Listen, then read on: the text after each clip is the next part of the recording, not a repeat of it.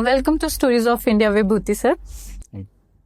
आज हम आपके साथ जो टॉपिक डिस्कवर करने जा रहे हैं वो आपका मेन फील्ड है जो कि होम्योपैथिक है जी। और होम्योपैथिक सुनते ही हमारे माइंड में सबसे पहला ये ख्याल आता है कि जब हम किसी को कहते हैं कि आप होम्योपैथिक डॉक्टर को दिखा दो तो लोग नहीं, वो बहुत स्लो प्रोसेस है, बहुत धीरे धीरे ठीक होगा उसमें।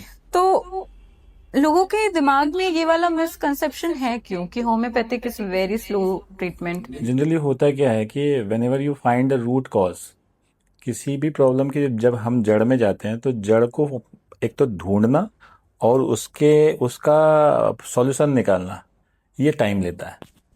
क्योंकि आप केवल सिम्टम्स का ट्रीटमेंट नहीं कर रहे हैं, आप केवल बीमारी में जो आने वाले सिम्टम है उसको ठीक नहीं कर रहे हैं या उसको सबसाइड नहीं कर रहे हैं, आप केवल डायरेक्टली रूट कॉज में जा रहे हैं। तो रूट तक जाते जाते हमें वक्त लगेगा और वो बीमारी पूरी तरह जाएगी, पूरी तरह खत्म होगी। Basically in homeopathy we never treat the patient, we try to treat the overall person as a whole. कि हमने केवल एक बीमारी को ट्रीट नहीं किया है या बीमारी के नाम को ट्रीट नहीं किया है। Suppose we are not treating the sinusitis. Sinusitis के केस में हम उस व्यक्ति में जो थॉट प्रोसेस भी चल रही है उस लेवल से भी हम केस टेकिंग करते हैं। मतलब उस दौरान आप इरिटेट हो रहे हैं, उस दौरान आप रेस्टलेस हो रहे हैं, उस दौरान आपकी स्लीप पैटर्न गड़बड़ है, उस दौरान आप बहुत किसी एक रूम में बंद हो गए हैं, आप किसी से बात नहीं करना चाहते। These are the mental symptoms. तो उसके दिमाग में क्या चल रहा है वो भी हमें जानना है। तो यदि ये केवल एक्यूट प्रॉब्लम नहीं है, मतलब एक्यूट और क्रोनिक दो तरह की समस्याएं हैं, तो ये केवल एक्यूट प्रॉब्लम नहीं है। छोटा मोटा तकलीफ हो तो आपने दूसरी दवाइयां खा ली, pathies are all pathies are good. But होता क्या है कि जब वो रिकरेंट हो रहा है, बार बार हो रहा है, महीने में एक बार हो गया, 2-3 बार हो गया, या 2-3 महीने में एक बार हो रहा है, या साल में आप कंटिन्यू इसी से परेशान हो ही रहे हैं, तो फिर आप क्या करेंगे? तो फिर आपको फाइंड करना है रूट कॉज क्या है, आपका बेसिक नेचर क्या है, आपकी बॉडी का बेसिक नेचर क्या है, आपका इम्यून सिस्टम कैसे बना हुआ है, आपका जेनेटिक बैकग्राउंड कैसा है, किस एंगल से बीमारियां आ रही हैं। वो सारा कुछ स्टडी करने के बाद if you prescribe the medicine you will get the root cause. ये तो है कि जब हम किसी होम्योपैथिक डॉक्टर के पास जाते हैं तो they take all the history कि पहले क्या, कब क्या हुआ था, कैसा वाला। तो मुझे एक ये डिफरेंस समझने की कोशिश करनी थी कि जैसे डॉक्टर्स कई प्रकार के होते हैं, एलोपैथिक, आयुर्वेदिक, होम्योपैथिक। तो इन तीनों में से आपको होम्योपैथिक में क्यों इंटरेस्ट है? देखिए, मैं बहुत बहुत ट्रूली बोलना चाहता हूँ, I was preparing for the pre medical exams. जब एक मेडिकल स्टूडेंट ना सक्सेसफुल नहीं हो पाता एंट्रेंस एग्जाम के लिए, तो उसके पास कुछ और ऑप्शंस होते हैं। For me the homeopathy was the second option for every student जो मेडिकल फील्ड में आना चाहता है, बायोलॉजी बैकग्राउंड से है, तो उसका पहला प्रेफरेंस यही होता है, उसका ड्रीम्स होते हैं कि he wanted to be MBBS और बीडीएस। उसके बाद उसके पास ऑप्शंस होते हैं कि वो आयुर्वेदिक फील्ड में जाए या होम्योपैथी फील्ड में जाए। मेरे साथ एक इंसिडेंस हुआ था, आई वॉज ऑल्सो सफर्ड, और ये तब हुआ था जब मैं फर्स्ट ईयर में था, when I entered in homeopathy. उस समय मैं सोच रहा था कि क्या करें, बिकॉज मैंने भी 2-3 साल ड्रॉप लिया, अनफॉर्चुनेटली हो नहीं पाया क्योंकि मैं कुछ सब्जेक्ट्स में वीक था, और सबके साथ होता है ऐसा, तो सबको सब चीज़ें नहीं मिलती। तो मैं बीमार था और I was suffering from respiratory problems, और मुझे डॉक्टर्स ने ऑपरेट करने बोला था। तो आई वॉज हैविंग हाइड्रोनोमोथोरेक्स, उसमें मेरे फेफड़े में पानी भरा हुआ था राइट साइड में, तो आई वॉज बीन ऑपरेटेड। उसके बाद हुआ ये ट्रू स्टोरी है एकदम जो मैंने फेस किया है। उसके बाद हुआ कि मैं 4-5 बजे के बाद, ठंड के दिनों की बात कर रहा हूँ, मैं घर से बाहर नहीं निकल पाता था। मैं कफिंग बहुत ज़्यादा करता था और रेस्टलेसनेस बहुत ज़्यादा थी, एंगर इश्यूज बहुत होते थे। तो मेरे प्रिंसिपल थे एक, उन्होंने मुझे ट्रीट किया हमारे कॉलेज के। मैंने उस समय होम्योपैथी कॉलेज में एडमिशन ले लिया था। और उसके पहले भी एक स्टोरी थी कि मैं इधर ना आके मैं कृषि महाविद्यालय में मैंने एडमिशन लिया था, क्योंकि आपके पास कुछ ऑप्शन नहीं होते, तो मैंने वहाँ एडमिशन लिया। तो फर्स्ट काउंसलिंग के बाद मेरा हो गया था। तो मेरे एक रिलेटिव थे, जीजा जी मेरे, उन्होंने बोला यार आप इधर मत जाओ, आप डॉक्टर बनना चाहते थे तो आप इस फील्ड में जाओ, तो इधर आ गए। तो ये मुझे मेरे प्रिंसिपल ने जब मुझे प्रिस्क्राइब किया and he has given me 4 doses and I know the medicine but that medicine was phosphorus in homeopathy and one of कैलिका आल्सो। तो ये जो मेडिसिन थी, उसके बाद 1 महीने बाद मुझे बुलाया, मैं गया तो बोले सर, बोले आप कैसे हो? मतलब साहब फिट है। I use to sing at that time also, मैं गाता भी हूँ, तो उस समय भी गाता था, आज भी गाता हूँ। उस समय गाता था तो सांस फूलती थी, अब कुछ नहीं होता। उसके बाद से जो 1 महीने जब दवाइयां लेने के बाद जो ठीक हुआ, तो उसके बाद सोच लिया कि अब किसी को रेस्पिरेटरी कंप्लेंट तो एटलीस्ट नहीं होने दूंगा। और ये जर्नी चलती रही, अब बहुत सारी चीजें उसमें जुड़ती गई। होम्योपैथिक को लेकर लोगों का काफी सारा, जो हम मेडिसिन लिखते हैं होम्योपैथिक में, छोटी वाली गोलियां वाइट वाली, उसको लेकर भी काफी लोगों को लगता है जैसे इन गोलियों से क्या ही होता होगा, क्या इससे रिजल्ट मिलेगा। तो ऐसा है कि ऐसे काफी सारे डिजीज हैं जो आयुर्वेदिक या फिर एलोपैथी से भी कवर नहीं हो पाते हैं, पर होम्योपैथिक से होते सारी बीमारियां जिसमें शरीर की आदत बन जाए, शरीर को किसी चीज की आदत लग गई, जैसे बार बार एलर्जी होने की आदत, उसमें हमारा काम है, उसमें आयुर्वेद का काम है, उसमें हमारा होम्योपैथी का काम है, या जितने नेचुरल साइंस है उसका काम है। क्योंकि एलोपैथिकली आप जब डील कर रहे हैं तो you are treating the acute conditions, like आप लाइफ थ्रेटनिंग कंडीशंस हैं उसमें कर रहे हैं, या आप सीवियर किसी तरह निमोनिया में हैं, या कैंसर के पेशेंट्स हैं, या कार्डियक अरेस्ट हुआ है, अस्थमेटिक ब्रोंकाइटिस बहुत ज़्यादा है, सीवियर स्ट्रोक्स आ रहे हैं, तो ये सारी चीज़ें हो रही हैं। बट जब आपको किसी चीज़ की आदत लंबे समय तक लग जाए और आप हर बार वही दवाइयाँ नहीं ले सकते और आप रूट कॉज ढूंढ रहे हैं, मैंने हमेशा बोला है कि जब हम रूट कॉज ढूंढ रहे हैं, या हमारा जो जेनेटिक्स बना हुआ है, इन्वायरमेंट के प्रति हमारी बॉडी कैसे रिएक्ट कर रही है, उसी के अकॉर्डिंग हम यदि मेडिसिन प्रिस्क्राइब करें तो बहुत अच्छे रिजल्ट मिलेंगे, और आगे जाकर आपको समस्या थ्रू आउट द लाइफ नहीं होने वाली। ऐसा होता है ना कि होम्योपैथिक में रिजल्ट जो है टाइम लेके आते हैं, तो पेशेंट इतना पेशेंस रख पाते हैं? क्योंकि ना एक्यूट कंप्लेंट जब आती है तो हमें एक्यूट कंप्लेंट में एक्यूट मेडिसिन स्टेट करनी है। लोगों को ना ये पता नहीं होता। कुछ तो ये ऐसा है कि जैसे हमने उन्हें बोला कि भाई आप सोते कितने बजे हो, बोले 2 बजे 3 बजे रात को सो रहे हैं, कोई 12 बजे। तो मैं आपको ये भी बोलूं कि ना लाइफस्टाइल डिसीजेस ज्यादा हो गई आजकल, तो उस वजह से भी लोग बार बार सेम कंप्लेंट्स है। अब आप यदि 12 1 बजे 2 बजे रात में सो रहे हैं तो आपकी एटलीस्ट 7 आवर्स की नींद होनी चाहिए। कुछ जगह आपने पढ़ा होगा इंटरनेट पे कि 5 आवर्स इज मोर, हाँ, कई सारे नॉट मोर।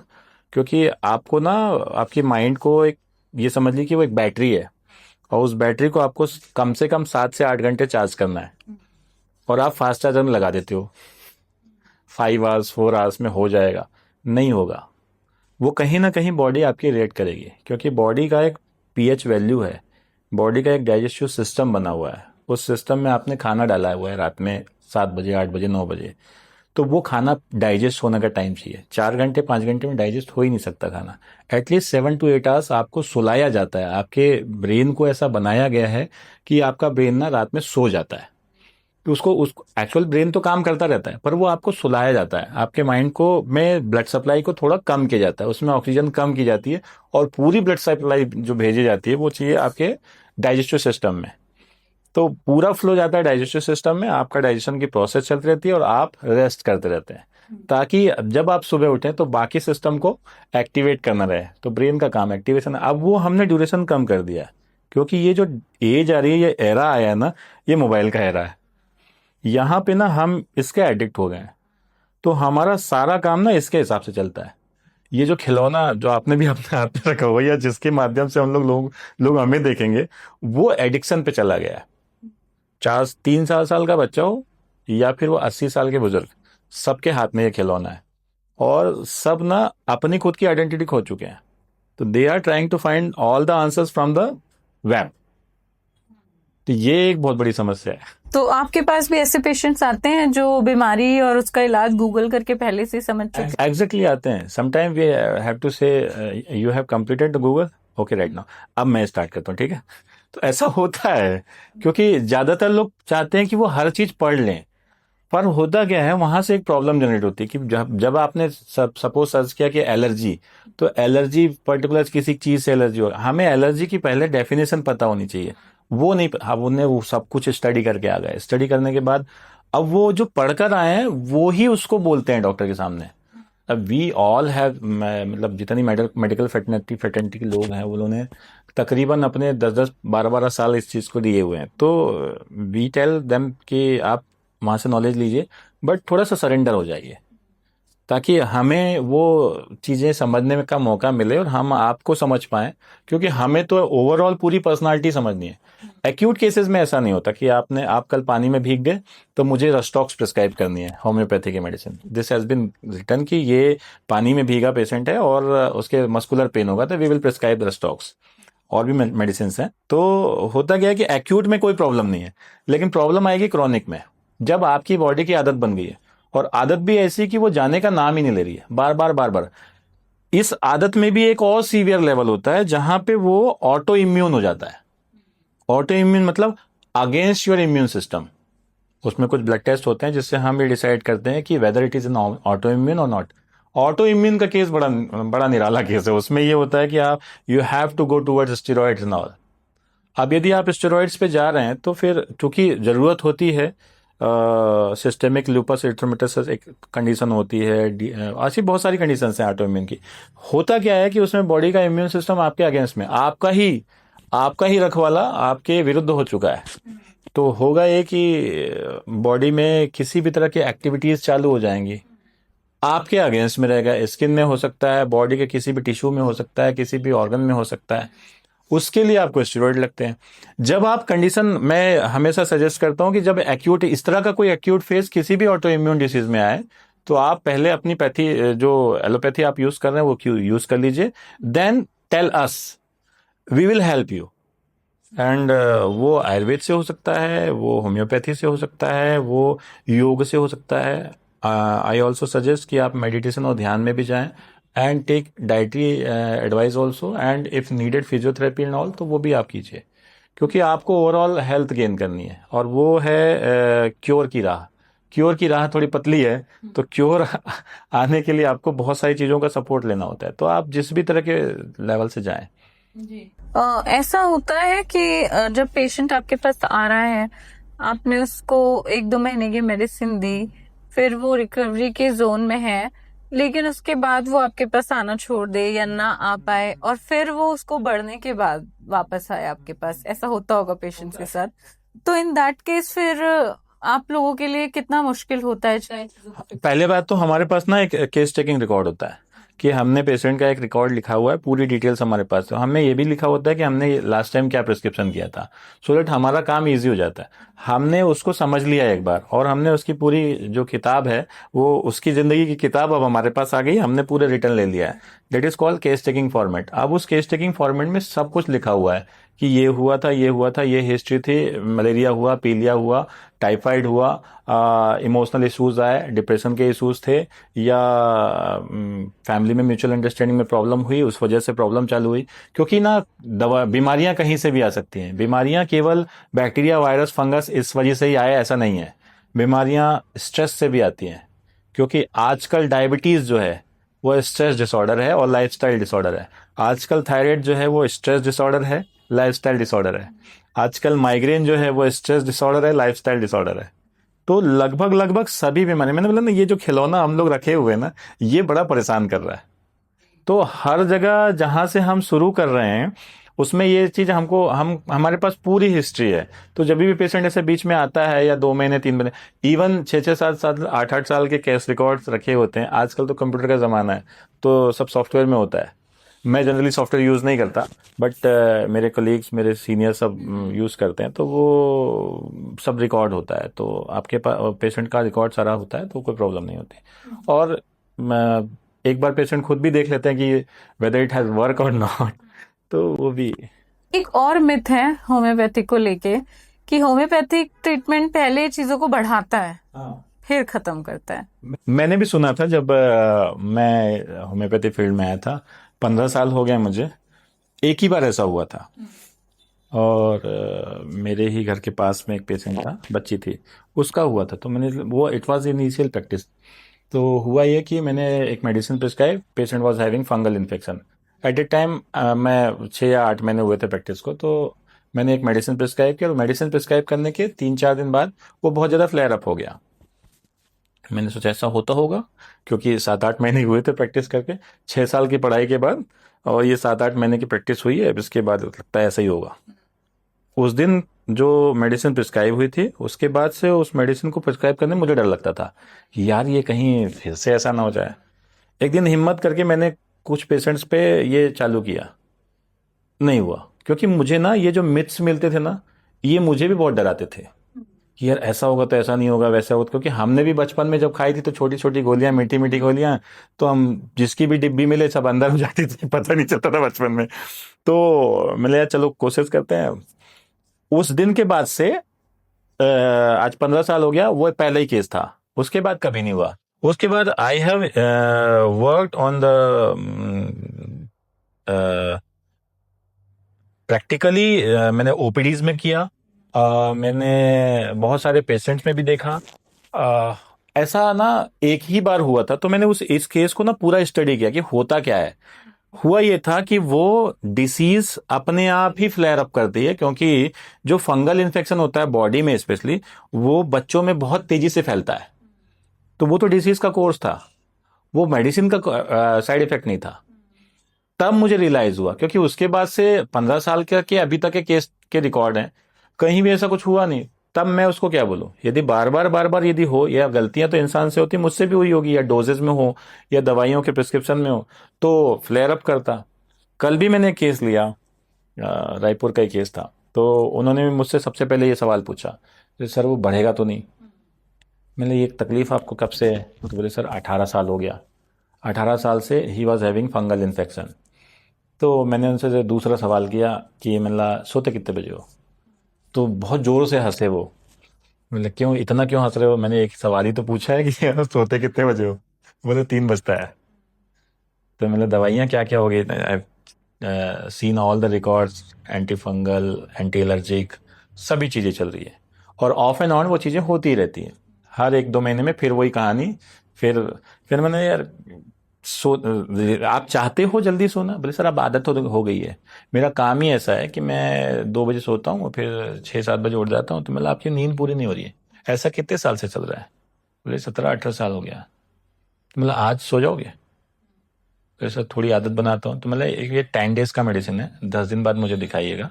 और करीब आधे घंटे मेरा उनके साथ कंसल्टेशन चला, और वो बोले मेरे को आज तक किसी डॉक्टर ने ये नहीं बोला कि मुझे जल्दी सोना चाहिए। बोले हो, ये तो कॉमन बात है, फंगस है, हो जाएगा। 18 साल से फंगस आपकी बॉडी में कर क्या रहा है? तो कुछ ना कुछ तो ऐसा हो रहा होगा ना, जो 18 साल से एक छोटा सा फंगस आपकी बॉडी से हट ही नहीं रहा है। कुछ ना कुछ तो करना पड़ेगा। तो आपने अपने इम्यून सिस्टम को वीक करते गए, and he is also having diabetes, he is also having hypertension. तब फिर मैंने उनको सजेस्ट किया कि आप थोड़ा आपकी नींद अच्छी कीजिए, थोड़ा वॉकिंग वगैरह, एक्सरसाइज वगैरह कीजिए। आप सारी चीज़ें कर रहे हैं, लेकिन अपने डाइट पे बहुत फोकस कीजिए। एक डॉक्टर दिल्ली के हैं, उनकी बुक पढ़ी थी, मुझे नाम याद नहीं रहा सर का। उन्होंने डाइट पे बहुत लिखा हुआ है, and famous gastroenterologist, liver transplant surgeon है सर। उनकी बुक पढ़ी थी, और उसको मैं काफ़ी फॉलो करता हूँ उनकी बुक को, कि यदि आप डाइट पे ध्यान दे रहे हैं तो आप सब कर ले रहे हैं, आप सब जीत जाएंगे।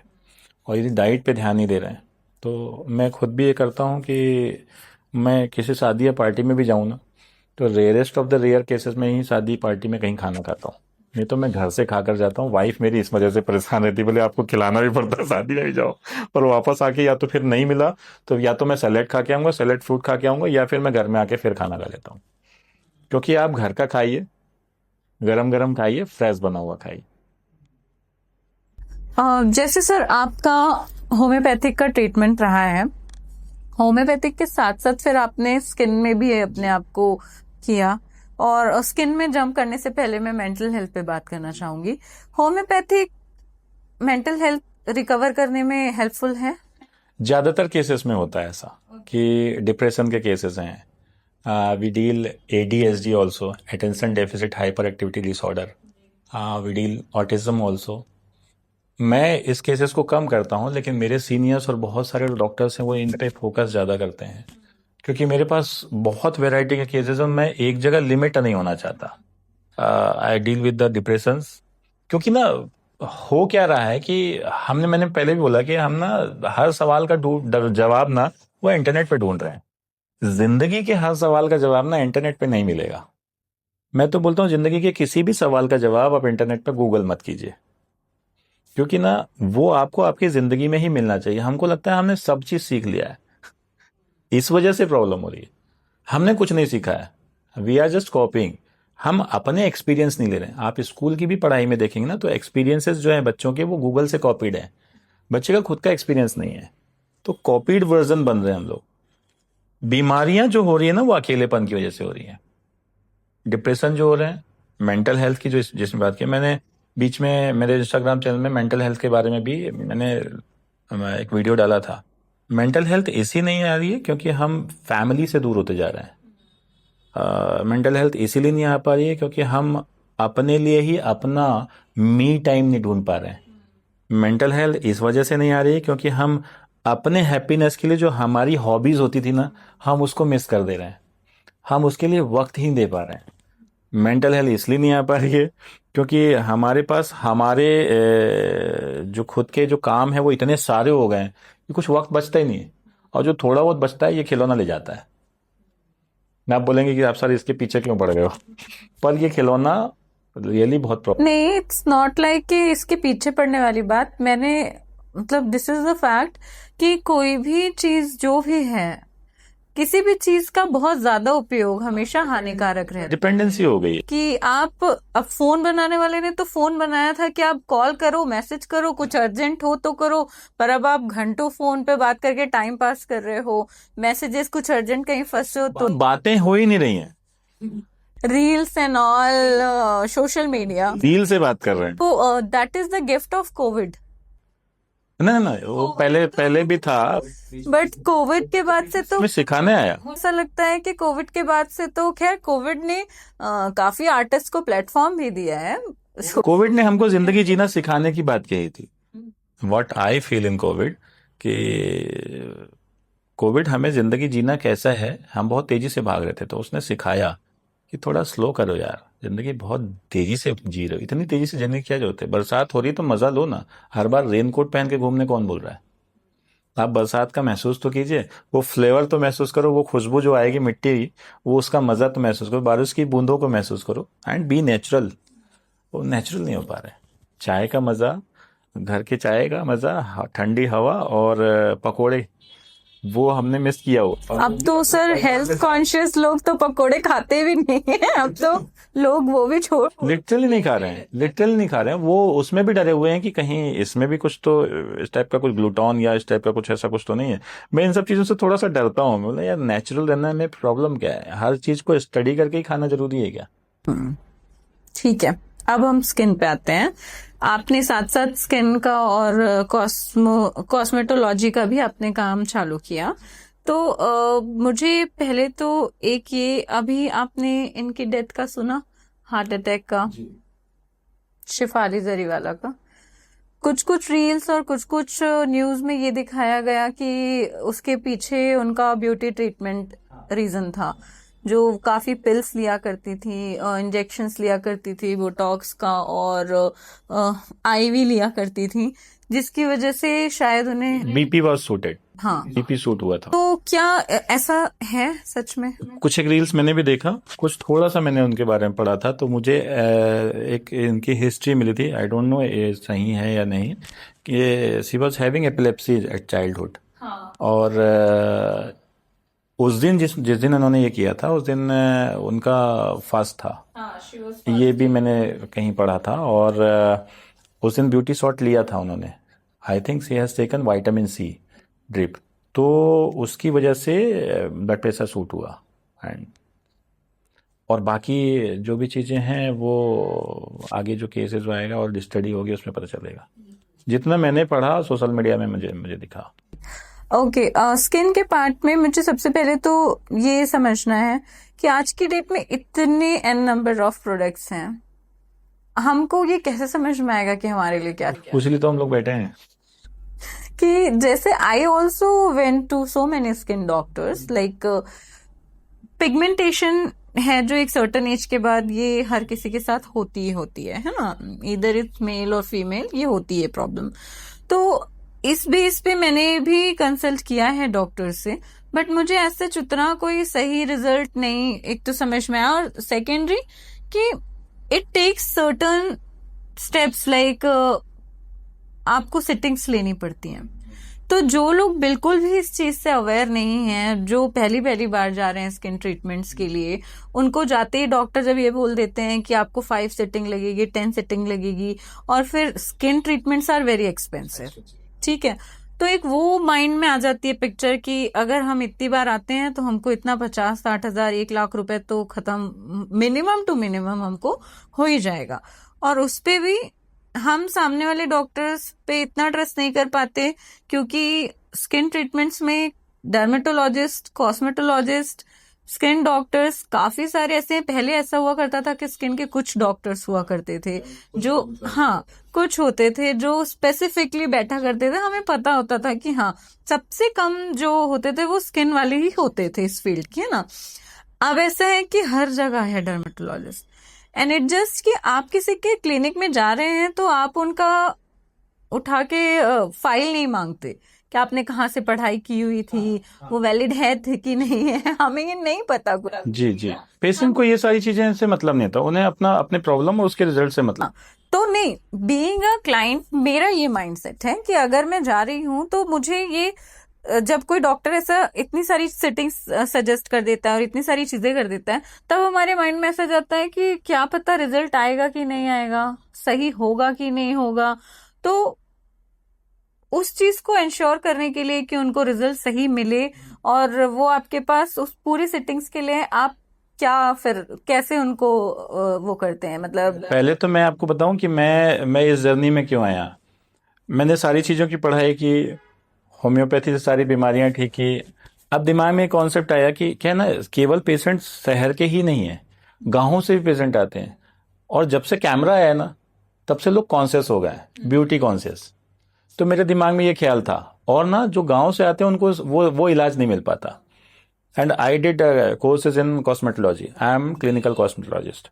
क्लिनिकल कॉस्मेटोलॉजिस्ट का काम होता है आपको आपके स्किन के जो कलर हैं, आपके स्किन के जो पिगमेंटेशन डिसऑर्डर्स हैं, आपके स्किन की जो एक्ने प्रॉब्लम्स हैं, स्किन के हेयर प्रॉब्लम है, एक्ने स्कार्स हैं, टोटल मिला के काम यह है कि आप सुंदर कैसे दिखेंगे। होता क्या है कि जनरली लोग शॉर्टकट्स ढूंढते हैं। शॉर्टकट्स मतलब उन्हें ब्यूटी ड्रिप चाहिए, उन्हें लगता है कि ब्यूटी ड्रिप से सब हो जाएगा। ब्यूटी ड्रिप कॉस्टली है, ब्यूटी ड्रिप हमेशा परमानेंट ट्रीटमेंट नहीं है। और कॉस्मेटोलॉजिस्ट और स्किन में काम करने का भी एक लॉजिक मेरा ये था कि होम्योपैथी का जो बड़ा ज़्यादा अच्छा फील्ड रहा है वो डर्मेटोलॉजी बहुत रहा है। और मतलब मैं बड़ा इंस्पायर होता था, मेरे कुछ डॉक्टर्स थे वो भी बड़ा अच्छा काम करते थे इसमें।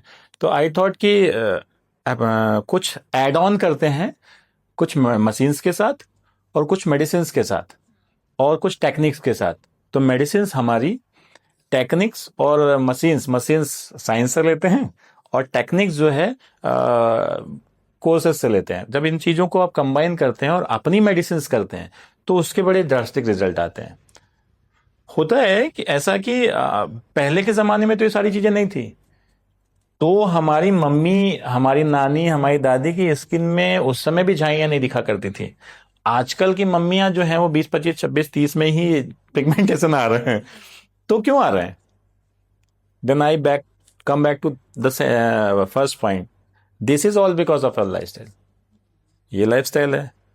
We are having too much stress about the family, stress about the money, stress about the relationship, stress about the working hours, stress about the sleep pattern also, stress about the जो हम खाना खा रहे हैं वो भी हमें stress दे रहा है, और खिलौना तो है ही।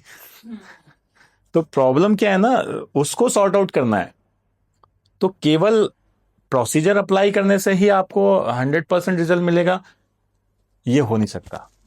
आपको लाइफस्टाइल करेक्ट करनी है। आपको लाइफस्टाइल में आपका ईटिंग हैबिट और आपकी स्लीपिंग हैबिट उसको करेक्ट करना ही पड़ेगा, नहीं तो इट विल कम अगेन। और जो फ्रैकल्स वगैरह आते हैं, जैसे आपने बोला पिगमेंटेशन के लिए, तो पिगमेंटेशन जब आते हैं तो पिगमेंटेशन को करेक्ट करने के लिए ये सारी चीज़ें भी आपको यूज़ करनी पड़ेंगी, इस सब में महारत हासिल करनी पड़ेगी। और अपने आप को बोलते ना, अपने मरे बिना स्वर्ग नहीं मिलता, तो लिटरली वैसा है कि हमको अपने ऊपर मेहनत करना पड़ेगा, डाइट पे, लाइफस्टाइल पे, और साथ में बाकी ट्रीटमेंट प्लान। जैसे एक्ने और पिगमेंटेशन जैसी जो प्रॉब्लम्स होती हैं, इनका परमानेंट सॉल्यूशन है? 100% सोल्यूशन है।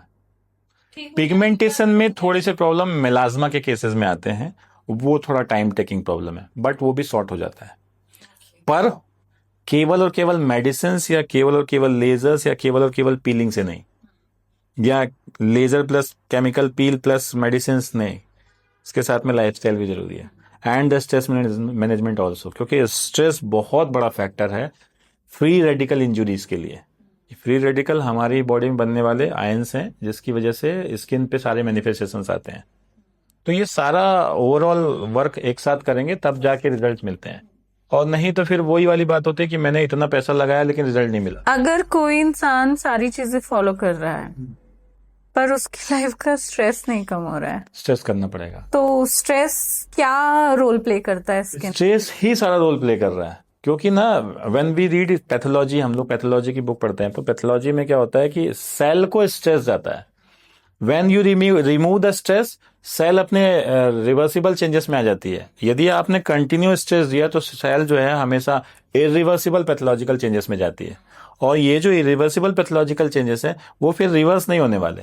तो स्ट्रेस को तो आपको हटाना पड़ेगा, और इसीलिए मैं सजेस्ट करता हूं कि आप मेडिटेशन पे जाएं, थोड़ा ध्यान पे जाएं, थोड़ा योग पे जाएं, और नेचुरल फिनोमेना यूज करें लाइफ के, क्योंकि एडवांसमेंट तो बहुत सारी चीज़ों में हो गया है, हर जगह साइंस में एडवांसमेंट है, चीज़ें बहुत सारी आ रही हैं, बहुत सारे प्रोडक्ट्स आ रहे हैं, पर वो बेसिक प्रोडक्ट कहीं मिसिंग है जो पहले हुआ करते थे।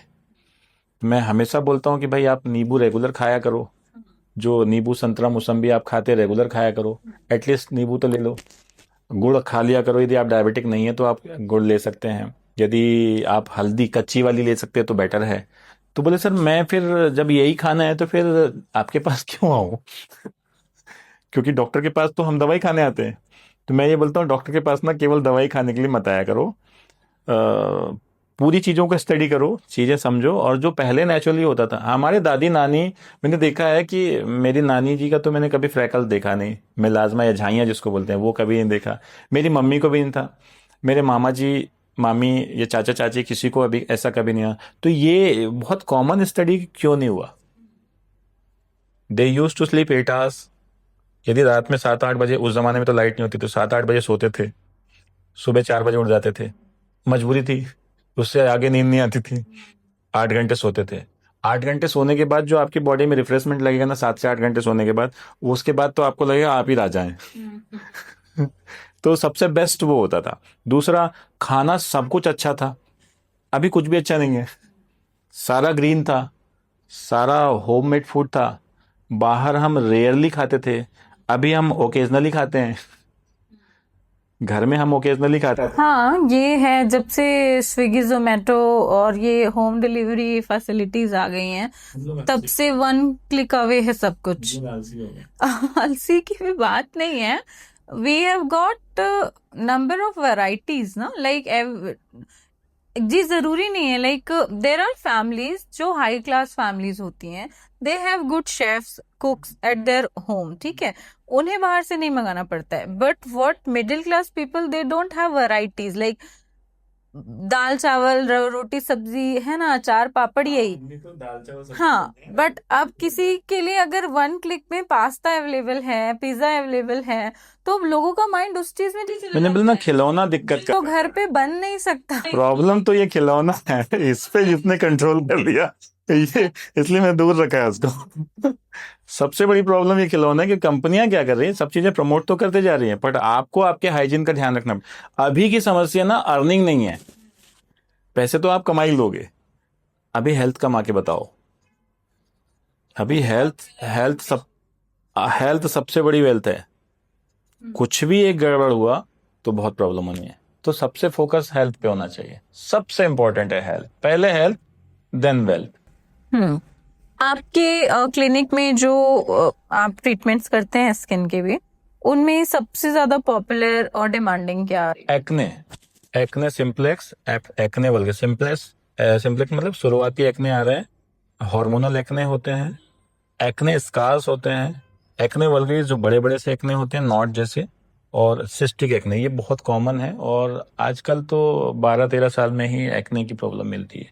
एक्ने हो गया, फेशियल वार्ड्स हो गया, फेस में टैग्स हो गया, ये सब चीजें बहुत बहुत कॉमन होता है। क्योंकि आपने वर्ड्स की बात कही, मैं ये जानना चाहती हूँ कि हमें बचपन से तो वर्ड्स आते नहीं है, एक सर्टेन एज के बाद ये this is an viral infection. I told you earlier कि it's all about immunity. COVID भी आया था तो हमारी इम्यूनिटी चेक करने आया था। It's all about immunity. यदि आपका इम्यून सिस्टम वीक है तो you will suffer with the same virus जो आपकी बॉडी में पहले से है। आपकी बॉडी के हर एरिया में वायरसेस, फंगस, बैक्टीरिया हैं, वो कोशिश कर रहे हैं कि मैं कैसे भी करके इसकी बॉडी के अंदर चला जाऊं। बॉडी का, स्किन का पीएच है, उस पीएच बैरियर को वो तोड़ नहीं पाता। हमारा जो स्किन है वो एसिडिक पीएच पे रहता है। हमारा जो ब्लड है वो 7.4 के पीएच में है, वो बेसिक पीएच में है। 0 is the normal, below 7 is the acidic, above 7 is the basic pH. तो ब्लड को बेसिक रखा गया है और स्किन को acidic. It's a acid base balance, और ये बॉडी के हर सेल में होता है। तो जब इस बैलेंस को हमने तोड़ा तभी प्रॉब्लम आएगी। यदि कहीं स्क्रैच हुआ या हम रात में जाग रहे हैं, तो जब रात में जाग रहे हैं तो हमारी बॉडी का पीएच चेंज होगा। वो पीएच चेंज होने की वजह से हमारी प्रॉब्लम आएगी, या वेदर का इफेक्ट हमको पड़ रहा है। तो ये सारी चीजें, हमारा लाइफस्टाइल में हमारा खाना गड़बड़ हो गया।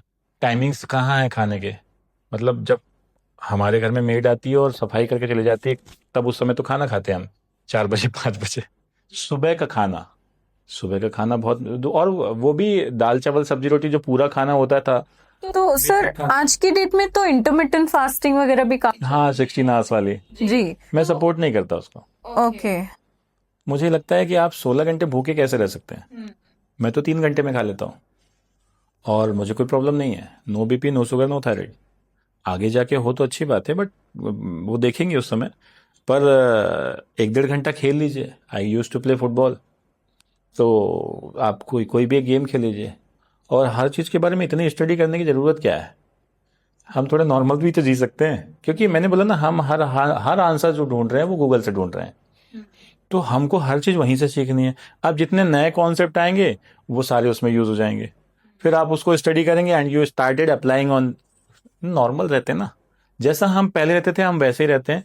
थोड़ा अपने आप को टाइम देना चालू करते हैं। सुबह की शुरुआत मेडिटेशन से कर लीजिए या कुछ अच्छे म्यूजिक से कर लीजिए। फास्टिंग पे मैंने बहुत ज़्यादा स्टडी नहीं की है, तो मैं बहुत ज़्यादा कमेंट नहीं कर सकता। सबके अलग अलग व्यूज़ हैं और नए नए व्यूज़ आते रहते हैं। सबसे अच्छा ये है कि गाड़ी में पेट्रोल उतना डालिए जितना चलाना है। मेरे कुछ वन लाइनर्स हैं, आपको याद हो जाएंगे। गाड़ी में पेट्रोल उतना ही डालो जितना आपको चलाने का है। ये नॉर्मल व्यक्ति के लिए भी लागू हो रहा है, ये डायबिटीज वाले पेशेंट के लिए भी लागू हो रहा है। कि जितना हमारा शुगर लेवल बढ़ता है, 1.5 घंटे बाद हम खाना खाने के बाद का शुगर चेक कराते हैं, तो वो जितना बढ़ता है उसके अकॉर्डिंग हमारी बॉडी को खाना चाहिए। उससे ज़्यादा हमको चाहिए ही नहीं। मतलब खाली पेट का 80 से 100, और खाना खाने के बाद 120 से 140 के बीच में, वो उससे ऊपर ना जाए। मतलब आप उसको थंब रूल बना ले कि खाली पेट का 100 और खाना खाने के बाद 150, उतना रहे, उससे ऊपर ना जाए। तो you will not be a diabetic patient. यदि आप इसके रेंज पे रहते हैं और उतना ही खाते हैं जितना जरूरी है, जितनी हमको गाड़ी चलानी है अपनी, तो आपको कुछ नहीं होने वाला। वेदर यदि जेनेटिक्स इन्वॉल्व ना हो तो हमें कोई प्रॉब्लम नहीं होगी। हम खा भी उस टाइम पे रहे हैं जिस समय सब पच चुका रहता है, और जो खा रहे हैं उसकी क्वालिटी भी हमने कभी नहीं देखी। हम ऑर्डर करके जो मंगाने वाली जो कंपनियां हैं जिनसे हम मंगाते हैं, स्विगी, जोमेटो, जो भी है, तो उसकी प्रॉब्लम नहीं है। हम क्या मंगा रहे हैं ये प्रॉब्लम है। हम वहाँ से फ्रूट सैलेड भी मंगा सकते हैं, हम वहाँ से वेजिटेबल्स और नॉर्मल सैलेड। हाँ, काफी सारी चीजें हैं और काफी रेस्टोरेंट्स भी हैं रायपुर में जो हेल्दी चीजें प्रोवाइड करते हैं। वो कहीं, मतलब वो किसी एक स्पेस, किसी एरिया के लिए स्पेसिफिक नहीं है। आप कहीं भी रहें, आप जो मील मंगा रहे हैं उसको एक बार पढ़ लीजिए कि क्या मंगा रहे हैं। उसमें जो बेसिक इंग्रेडिएंट हैं वो आपकी आनुवंशिकी को बिलोंग करते हैं कि नहीं। आनुवंशिकी वाला मैं चैप्टर इसलिए बोल रहा हूँ क्योंकि कुछ डाइटिशियंस के बारे में मैंने पढ़ा था, तो मैं इन पे थोड़ा सा पढ़ते रहता हूँ। तो Rujuta Diwekar was a dietitian at that time, मैंने जब पढ़ रहा था बुक उनकी, Rujuta Diwekar, she was the dietitian of Kareena Kapoor also. जब उन्होंने काफ़ी कॉन्सेप्ट वगैरह दिए थे, अभी भी उनकी बुक्स आती हैं। उन्होंने बोला था खूब खाइए, स्वस्थ रहिए, उसका वो बुक का टैगलाइन है। तो जब आप उनकी बुक पढ़ेंगे तो आपके कॉन्सेप्ट क्लियर हो जाएंगे कि खूब खाइए स्वस्थ रहिए का मतलब है कि Indian food is the Indian food wisdom. हम जिस एरिया में रहते हैं, हम जिस कम्युनिटी में रहते हैं, हम जिस स्टेट में रहते हैं, उसका एक स्पेसिफिक फूड है और हमें वही खाना है। यदि नॉर्थ इंडियन व्यक्ति साउथ इंडियन खाना खाएगा तो he will be problematic, he will get the problems. यदि आप एक पंजाबी व्यक्ति को एक राजस्थानी खाना खिलाएंगे तो वो बीमार हो जाएगा डेफिनेटली। यदि आप छत्तीसगढ़ का के व्यक्ति को मुंबई में जाके रहे या दिल्ली में जाके रहे, वो शुरुआती कुछ दिनों में ना बीमार हो जाता है, महीने 2 महीने 3 महीने में वो बीमार हो जाता है, फिर धीरे धीरे धीरे थोड़ा एडजस्ट करता है। बट जब वो घर आता है तो उसको घर के खाने की याद आती है, और वो घर के खाने के बाद वो फिर ठीक हो जाता है। आपने जो बहुत कॉमन कॉमन चीजें हैं, मैं बहुत अनकॉमन पे की बात नहीं कर रहा हूँ, बहुत कॉमन बातें हैं। और जब इन बातों पे अपन ध्यान देना चालू करेंगे, जब भी इन पे फोकस करेंगे, तो आप रियलाइज करेंगे कि यार हम छत्तीसगढ़ में हैं, तो छत्तीसगढ़ का व्यक्ति छत्तीसगढ़ी खाना खाएगा तो वो बहुत हद तक ठीक रहेगा। हाँ, बशर्ते वो व्यसन पे ना जाए, तंबाकू, गुड़ाकू और ड्रिंक और अल्कोहल, इन सबको छोड़ दिया, मतलब सब्सटेंस अब्यूज ना हो, तो नॉर्मली उनकी लाइफस्टाइल बहुत अच्छी रहेगी। आप रायपुर में आपके क्लिनिक को कितना समय हो चुका है? 14 ईयर्स, 15th ईयर रनिंग है। 15 इयर्स में आपने रायपुर को ग्रो होते हुए देखा होगा। छोटी सड़कों से बड़े बड़े बड़े हाईवे बन गए हैं। आप तब आपको इन 15 सालों में रायपुर से, मतलब आपको रायपुर के लिए क्या लगता है, इस सिटी ने आपको, आपके काम को कितना सराहा है, कितना आपको पॉजिटिव आउटपुट दिया है, और लोगों का माइंडसेट कितना चेंज होता है? छत्तीसगढ़ में होम्योपैथी के लिए अवेयरनेस बहुत अच्छी है। जैसे मेरी प्रैक्टिस है छत्तीसगढ़ में, ज़्यादातर जो विलेज एरिया में भी है ना, वहाँ पे भी अवेयरनेस है। यहाँ के कॉलेजेस अच्छे हैं, अभी कम हो गए हैं, लेकिन मुझे लगता है कि होम्योपैथी में काम करना चाहिए, गवर्नमेंट को भी करना चाहिए। आयुष मिनिस्ट्री ने एक अलग ही मिनिस्ट्री दी हुई है होम्योपैथी, आयुर्वेदिक, यूनानी और सिद्धा के लिए, तो ये बहुत अच्छा काम है। पर मैं चाहता हूँ कि मैं इस चैनल के माध्यम से भी बोलूँ कि गवर्नमेंट को ना एक गवर्नमेंट कॉलेज देना चाहिए होम्योपैथी के लिए, जो कि अभी नहीं है छत्तीसगढ़ में। देयर वॉज थ्री कॉलेजेस, अभी एक ही कॉलेज है। तो कुछ थोड़ा सा इस पे वर्क करना चाहिए, क्योंकि ना अवेयरनेस जैसे जैसे जाएगी ना, तो केवल एक पैथी ही सब काम करे, उस पर लोड बहुत आएगा। इसीलिए ही कॉम्प्लीमेंट्री मेडिसिन का कॉन्सेप्ट आया। कॉम्प्लीमेंट्री मेडिसिन मतलब एक mainstream medicine, allopathy is a mainstream medicine, जहां पे आप इमरजेंसीज डील करते हैं, then Ayurveda comes, then homeopathy comes. तो सबका जब साइमल्टेनियस अप्रोच आएगा ना, सपोज एक पेशेंट है और उसके साथ में आप साइकोलॉजिकल काउंसलिंग कर रहे हैं, क्योंकि बीमारी को हम लोग साइकोसोमेटिक लेवल पे देखते हैं। Psycho means mind and soma means the cell. तो साइकोसोमेटिक अप्रोच जब हम यूज करते हैं, जैसे हमने स्ट्रेस की बात की थी, तनाव, तो तनाव बड़ा बहुत बहुत महत्वपूर्ण चीज है और इस पे चर्चा नहीं होती। इमरजेंसीज आप डील कीजिए and give the patient to us और to the Ayurveda, they will support you. तो सपोर्ट जब सिस्टम बनेगा, मैं तो ये भी बोलता हूँ कि there should be a psychological counsellor also. तो हॉस्पिटल्स में भी होना चाहिए, even the ICUs also needed, even the clinics. ये कुछ समय में, कुछ सालों में आएगा और आना ही पड़ेगा, बट इनकी साइमल्टेनियस अप्रोच चाहिए, अकेली अप्रोच नहीं चाहिए। एक ही सिस्टम पे ना बर्डन बहुत ज्यादा हो जाएगा, और हो रहा है। इस वजह से जो लेवल है हेल्थ का, वो हेल्थ फॉर ऑल का जो अप्रोच है ना, वो पूरा नहीं हो पाएगा ऐसे में। सर, जैसे कि आपसे इतनी सारी चीजें मैंने जानी और समझी, आप काफी ज्यादा हेल्थ कॉन्शियस हैं, ये आपकी बातों से भी समझ में आ गया है, और आप फुटबॉल प्लेयर हैं। तो मैं अगर आपसे ये सवाल पूछूं कि आप कभी लो फील करते हैं और अब आप अपने आप को वहां से कैसे कोप अप, ये सारे मेरे ही एक्सपीरियंसेस हैं। हाँ, तो मुझे लग रहा है कि वो सवाल ही मुझे आपसे पूछने का कोई सेंस नहीं बनता है, क्योंकि आपके पास वो चीज मुझे समझ आ रही, बिकॉज आप फुटबॉल खेलते हैं, रेगुलर बेसिस पे खेलते हैं। तो बट ऑफ कोर्स जो बंदा किसी ना किसी स्पोर्ट्स में, रेगुलर फिजिकल एक्टिविटीज में है, तो वो दिमाग अपना बैलेंस करना है आपको, कहीं ना कहीं से आपको पीस ऑफ माइंड चाहिए, peace of body and peace of mind, दोनों चाहिए। पीस ऑफ बॉडी के लिए आपको क्या चाहिए कि आप कोई एक गेम से जुड़ जाइए। आपने बचपन में जो गेम खेला हो, मैं जिस गांव से बिलोंग करता हूँ, मैं कान्हा केसली से 30 किलोमीटर दूर मेरा गांव है, ओकुआ एक जगह है, बालाघाट और बैहर, कान्हा केसली का मुख्य गेट है उसके पास से। तो वहां पे हम लोग बचपन में फुटबॉल खेला करते थे। गांव का एक मैदान था, उसमें लगभग सभी स्कूल के बच्चे, हम गवर्नमेंट स्कूल में पढ़े थे, तो वहां से ये शुरुआत हुई थी। और वो जैसे ना जेनेटिक्स में घुस जाता है ना, कोई बचपन का गेम होता है तो जेनेटिक्स में रहता है। तो वो मैं बोलता हूँ अक्सर मेरे पेशेंट्स को कि आप कोई गेम खेलते थे बचपन में? हाँ। अभी लास्ट टाइम कब खेले थे? तो बोले सर 20 साल हो गया। 20 साल हो गया, उसके बाद से नहीं? तो बोले नहीं, टाइम ही नहीं मिलता सर। आपके बच्चे को क्या सिखाओगे? बोले सर हाँ ये बात तो सही है, चलो सिखाओ। तो सर टाइम ही नहीं मिल रहा। संडे को तो ट्राई कर लो, संडे को खेल लो उसके साथ। बोले सर संडे को खेलूंगा तो फिर मेरा संडे खत्म हो जाएगा। मतलब this is the wrong thing. यही वो चीज है जहां आप अपने बच्चे को भी सिखाएंगे और खुद भी खेलेंगे, खुद भी उस पर फोकस करेंगे, तो आपका बच्चा भी सीखेगा, आप भी हेल्दी होंगे। ये छोटी छोटी चीजें हैं, आप छोटी छोटी चीजें करें तो हो जाएगा। आपका कोई ऐसा एक्सपीरियंस है किसी ऐसे क्लाइंट का जो आपके लिए ट्रांसफॉर्मिंग रहा हो? लगभग रोज ही होते हैं मैम। मतलब जिसका आपने जर्नी देखा हो और आपको आपके लिए मेमोरेबल रहा हो? मैं बताऊं, लगभग हर दूसरा केस हमारे लिए चैलेंज होता है, क्योंकि ना यहाँ जो स्ट्रेस वाला बात हमने किए थे वो सभी जगह है।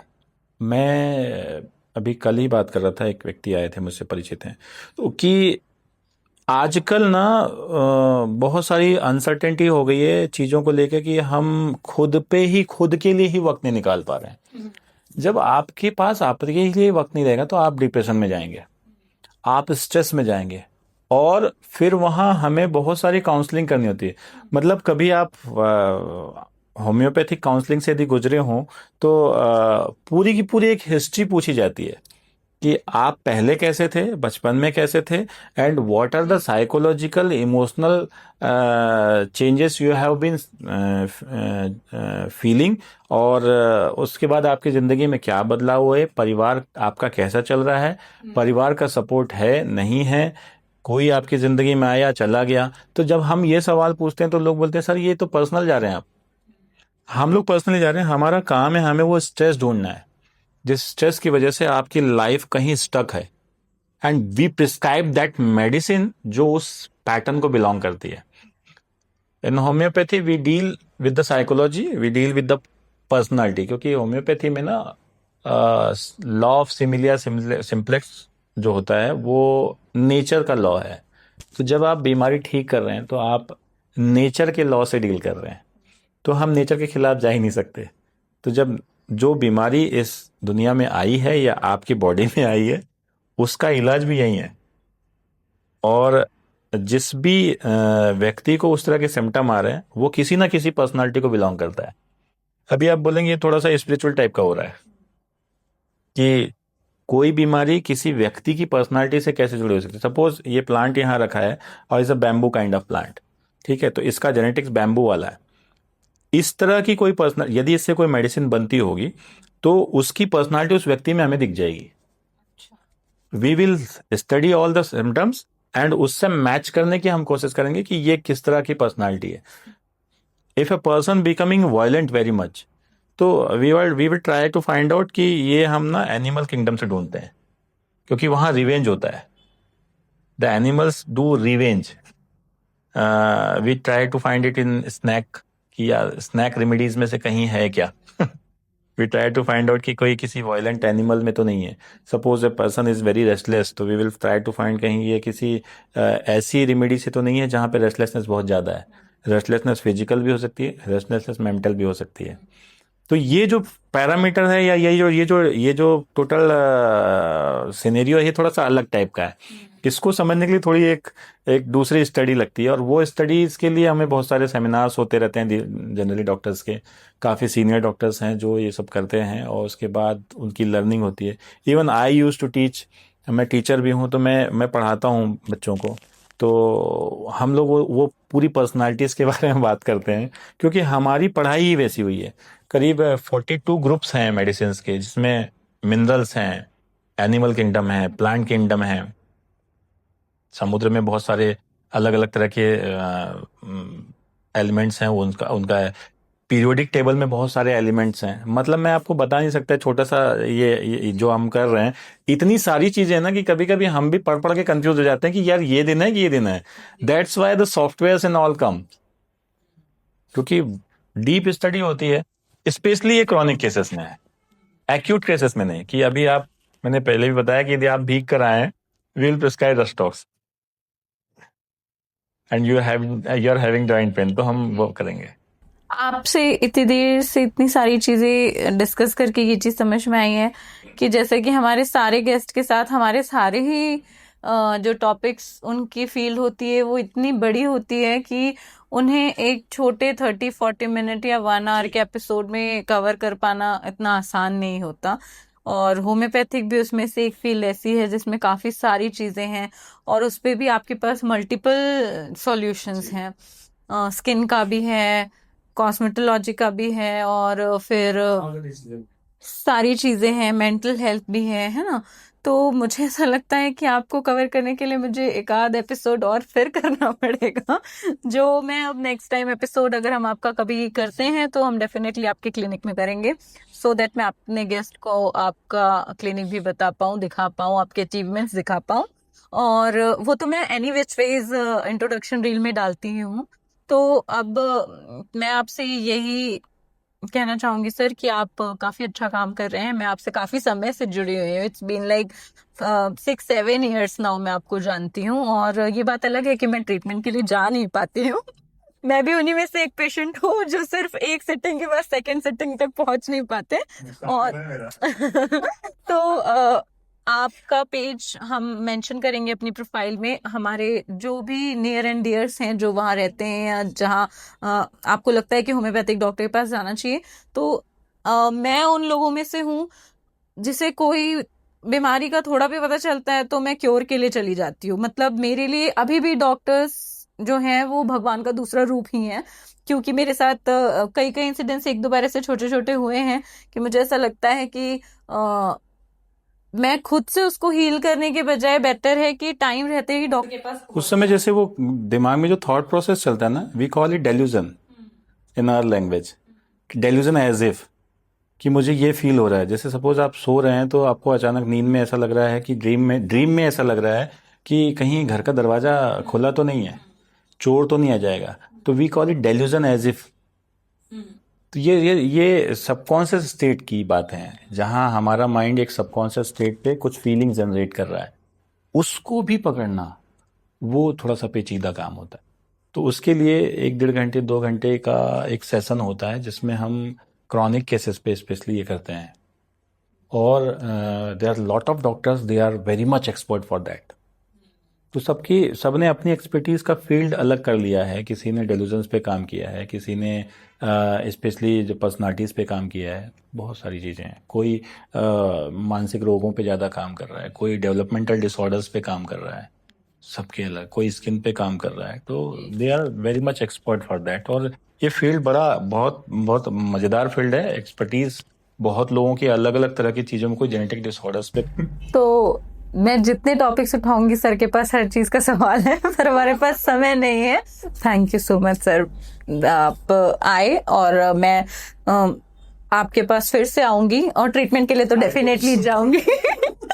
तो हम सर का जो पेज है वो अपने पेज में मेंशन करेंगे, उसमें इनका नंबर है, इनका प्रोफाइल है, इनके कांटेक्ट डिटेल्स हैं, इनके ट्रीटमेंट्स हैं। आप प्रोफाइल बेस पर मत जाइएगा। सर का ट्रीटमेंट मैंने पर्सनली कराया हुआ है, ये बात अलग है कि मैं कंटिन्यू नहीं रही हूँ, बट जो होम्योपैथिक ट्रीटमेंट मैंने सर से लिए थे बेसिक, मैंने उनका रिस्पॉन्स बहुत अच्छा देखा है। And it's been like 2-3 years। मैं जो इनकी स्किन ट्रीटमेंट्स जो इन्होंने मुझे medication like face wash and जो हम रूटीन करते हैं रेगुलर रूटीन्स, वो जो इन्होंने मुझे प्रिस्क्राइब किए थे वो मुझे इससे पहले कभी किसी डॉक्टर के सूट नहीं हुए थे, जेन्युइनली नहीं हुए थे। और it's been like 3 years I am using it non stop. मैं भले उनके पास गई हूँ चाहे ना गई हूँ, पर मैंने वो छोड़ा नहीं है। मैंने वो छोड़ा नहीं है यूज करना। तो आप इनसे कंसल्ट कर सकते हैं and he is very kind. Like आपको लूटने वाला काम नहीं करेंगे, आपको जेन्युइन चीजें सजेस्ट करेंगे और जेन्युइन चीजें ही बताएंगे। तो आप इनको कनेक्ट करिए और विजिट करिए। और थैंक यू सर, आप टाइम निकाल कर आए और आपने इतनी सारी इन्फॉर्मेशन वाली बातें हमें बताई। एंड आई विश आप उस क्लिनिक के साथ साथ भगवान कहीं ना कहीं आपके दिमाग में डाले। तो best of luck for the future and thank you so much sir.